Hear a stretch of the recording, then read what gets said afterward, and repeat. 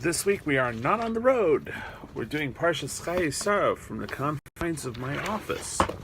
Last week I promised that we would have a smarmy Hittite, and I will deliver a smarmy Hittite, and I'm also going to deliver a sleazy Aramean.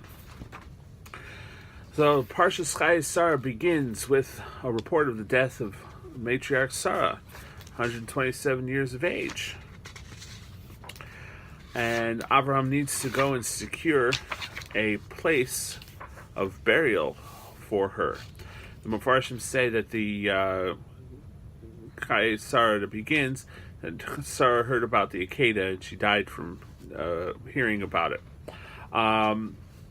Whatever. But Abraham needs to go and find a burial place.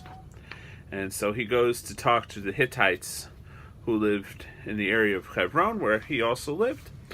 And he wants them, he talks to important people in Hebron. He asks them to intercede with Ephron ben Sohar, who was the apparently a chief among the Hittites. And so the Hittites offer him, no, you're a big boss. It says that it's V'yanu b'nei chesis Avram le'mar lo Shemanu Adoni Nisi Elohim ata b'sochenu. You're a prince of the Lord of God amongst us. B'mivchar k'vorenu k'vores meisecha. In the best of our tombs, you can bury your dead. Ish mimenu es kivro. Any one of us will give up his tomb. Lo yichla mivchar meisecha. I'm not going to stop you. Avram says very politely, no.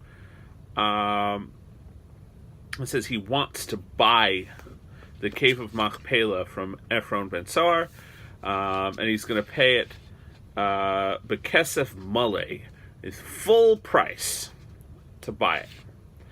And so goes to meet with Ephron. Ephron says, Lo Adoni shma'eni hasada nasati lach v'amar asher bod lech nasatiha le'nei kol b'nei ami nasati lecha k'for meisecha. Ephron says, no, my friend, let me give it to you. You're my friend, you're my buddy, I'll give it to you for free. Avram bows down. He's polite. He says, no, we can't, let me pay full price for it, and then I'll bury Sarah there. Ephron says, Adoni shma'eni eretz arba meo shekel kesef beini uvenecha mahi es meisecha k'for. A piece of land worth 400 shekels of silver. What is that between you and me? Go bury. He's very say, you're my friend, you're my buddy, you're my pal.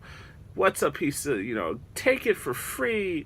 It's worth 400 shekels. What's the big deal? You're my friend. I'll give it to you for a friend. Avram doesn't want that. Avram wants clear title to the land. So he says, no. He says, Avram says, he pays out 400 shekels of silver, and it says, over l'socher, at the current market rate. You have to remember, of course, at these times there were no coins, and shekel is a weight unit, so he paid it according to the standard shekel of the merchants in Hebron. The shekel are slightly different weights depending on where it was. This is about shekel in those days is about 11.8 grams, give or take, 12 grams-ish. Comes out 400 shekels, is in the neighborhood of 10.5 kilograms of silver. In modern money, 10.5 kilograms of silver is worth about $6,000. Back then, that was a lot of money.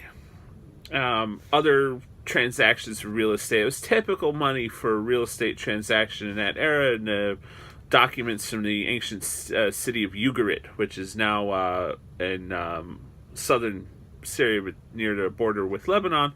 There are documents that exist from approximately the same time as Abraham, maybe a little later, talking about transactions of land in the value of approximately 400 shekels. So whether Ephron, this is a lot of money or not, the Mepharshim, the traditional Mepharshim on Chumash, implied that 400 shekels was a lot of money for that time, and that Ephron squeezed Avram for all he was worth after all of his protesting of innocence and friendliness. Whatever it comes down to is that Ephron said a lot and did nothing. He's your friend, my buddy, your pal. At the end of the day, he took the money and full price. He didn't, no playing games here.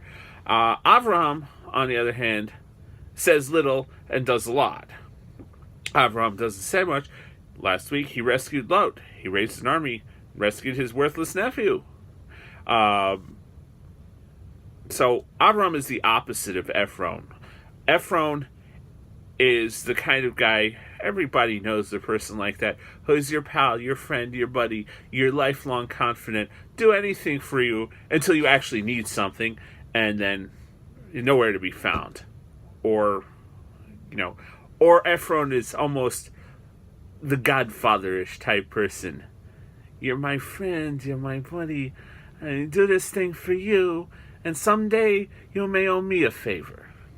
So Ephron is a we all notice kind of person. Like I said, smarmy Hittite. There we go. So Avraham buries Sarah in the cave of Machpelah that he buys in full view of all the people. Clear title, kosher real estate transaction, all the I's dotted and the T's crossed. There are no I's and T's in ancient Hebrew. And all the letters drawn in the right way. So now Avraham is old, and he's got his son Yitzchak. Yitzchak needs to get married so that there's go on. So Avram calls his senior member of his household.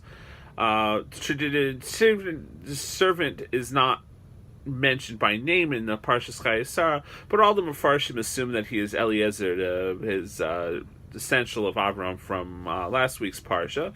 There's no reason to assume otherwise. So we'll assume that it's Eliezer going along the way. He makes Eliezer swear that he's not going to get Yitzchak a wife from the Canaanites. He's going to go back to the Avram's homeland back in Aram, Aramea, and get him a wife. And the servant is concerned. What if I can't get one? Then what? Avram says, no way, under no circumstances, are you to give a Canaanite wife to Yitzchak. And no way you can take him there. He stays in Canaan, and you go get the woman. And so Avraham sends his servant with an ostentatious display of wealth. He sends 10 camels. Camels in the time of the patriarchs, many modern archaeologists think that camels weren't domesticated at that point in the Middle East. Camels were probably domesticated in Iran and southern Arabia at that point. But 10 camels would have been domestic camels in Canaan at that time. That was a truly ostentatious display of wealth, and along with a lot of money. And he goes to the town where Nahor lives in Aram Naharaim. That's his Aram of the rivers. This is the Euphrates River Valley in what's now northern Syria, southern Turkey. And so the deal is that Eliezer is going to go. Whichever girl comes over, gives water to camels to him and his men, and etc. Will be the one he knows that's going for Yitzchak. So he goes to there, and who comes to the well but Rivka, the daughter of Besuel, who is the son of Nahor, Avram's brother. So Rivka is Avram's great niece. And she comes out with a jar to get water from the well, and she's very pretty and nice, and says, young, whatever. He gives Avram's servant and all the camels to drink. And so he gives her, Eliezer is impressed, and he gives her gold jewelry, nose ring, and gold bands, a half shekel for the nose ring, and 2 shekels, 10 shekels for gold. We know that is a staggering amount of money in biblical times. And then he asks her name. She says, I'm the daughter of Besuel. So this is the Mefarshim say that this is the faith that Avram inculcated in his household, that he's so sure that Hashem has led him to the right person that he gives her the money and then asks who she is. And he finds out he's lucky that she's from Avram's family, which is exactly what he wants. And Avram praises God. And they go back to the house, and Rivka goes and talks to her brother Lavan. Now here we get to the sleazy Arameans. Lavan sees the jewelry on Rivka. Rich dude, let's go make nice to the rich dude. Come in, you wonderful, he says, as in the pasuk, Vayomer bo Baruch Hashem lama tamod b'chutz v'anochi penisi habayas makom l'gmalim. Friend, buddy, blessed of the Lord, why are you standing outside? Come on in, I have a place for you in the house, I have a place for you, the camels in the barn. It's wonderful, my friend, my chum, my pal, you rich friend. Money. And so Avram, the servant, tells his story. He's sent by Avram to come and get his master is very wealthy, needs a wife for his son, and etc., etc., etc. Repeats the whole shtick, how he meets Rebecca, and then, in other words, I found Avram's family by luck and by the grace of God, and I want to take the daughter back to marry Yitzchak. And so then Lavan and Besuel answer. Lavan does the talking. Lavan comes in the pasuk before Besuel, his father. They are interesting. And the whole thing, Besuel says one sentence. He says, with Lavan, that Vayomru me Hashem yetzeh hadavar lo nuchel davar elecha ra tov. This thing has come out from Hashem. We can't say to you good or bad. Hine Rivka lefnech kach lelech v'tiyei shalav leben adonecha kasher diber Hashem. And it says, go, take Rivka. God says this is obviously ordained by God. Go. So, in this whole thing, Lavan is doing all the talking. Lavan is doing all the sleazing, and Lavan is doing all the buttering up. And Besuel says a sentence, and then the very next pasuk, so the servant stays overnight, and then Lavan and his mother come out and say, let Rivka stay for a while, and we'll have a party, and we'll do all the nice things, and then we'll send her along later. And so, but no Besuel. He's gone. And so, it's an interesting question. Why is Besuel vanished? He's the father. What's he, and Lavan is the brother giving away to his sister. So, the Mefarshim say that this is, that a more condemnation of the character of Lavan. First is that he has no filial piety, he has no respect for his father, that he's doing all the talking. And the Medrash says that Lavan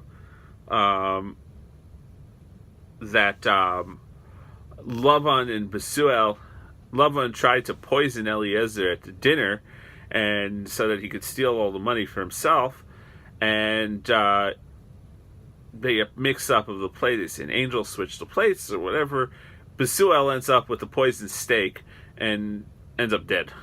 That's not clear. That's not pashut, obvious in the pasuk.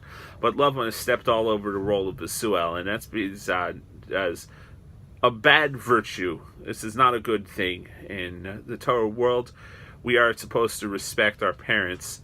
And the idea that Lavan would do all the talking instead of his father has what kind of a character he is. It's obvious that he's also motivated by wealth. He saw the bling, and what's in it for me?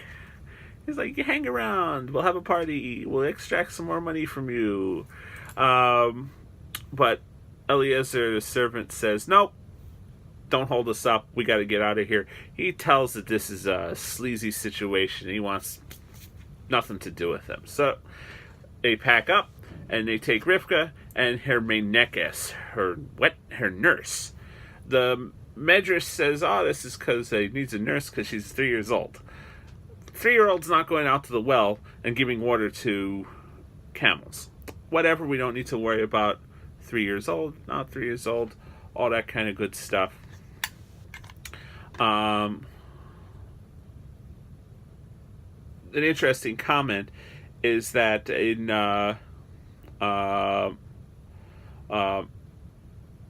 Akkadian, which is related language, the Meshugginer is a nurse, a wet nurse, but a Meshugginer in Akkadian culture, is ancient Babylonian Mesopotamian culture, had a role as what was called tarbitum in Akkadian, which is a tutor. So the nurse stayed with the child past the time that they were needed nursing, and was their teacher. The tarbitum was a respected member of the household. This is not like just feeding the kid and changing their diapers. The meinekes is a combination of a nanny, a tutor, teacher, the whole works. It stayed with the child until the child was an adult. And later on, we see in the next parsha, later on, we mentions that Devorah, the meinekes Rivka, dies and is buried with honor. So obviously, this meinekes was not just a nanny. This was is an important person in the life of Rivka. And so they go back. They meet Yitzchak, who's out in the fields, and because Yitzchak was living elsewhere, and he sees the camels, and he sees Rivka, and everybody is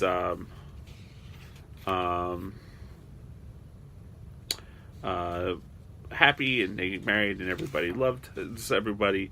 And then it closes out the story of Abraham, who he had another wife by the name of Keturah, has a whole bunch of children with Keturah, and including the Midianites who are descended from there. And Abraham gives all the stuff and property to Yitzchak, but his sons by Keturah and the rest of them, he gave payoff, a gift while he was still alive, and sent them off to live elsewhere. And then it reports that Abraham died at the age of 175, and he was buried in the cave of Machpelah that was purchased from Ephron ben Sohar, the Hittite. And Abraham and Yitzchak settled down near Be'er Lachai Roi, somewhere in the south of Israel. And we close out the genealogy of Yishmael and report that Yishmael kicks the bucket, and he's buried with his family, and they go off. And that's the end of the Parsha. Next week's Parshas told us, we get fratricidal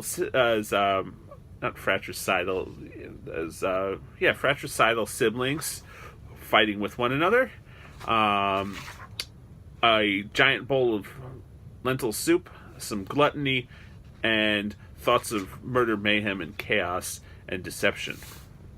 Till next time, good Shabbos.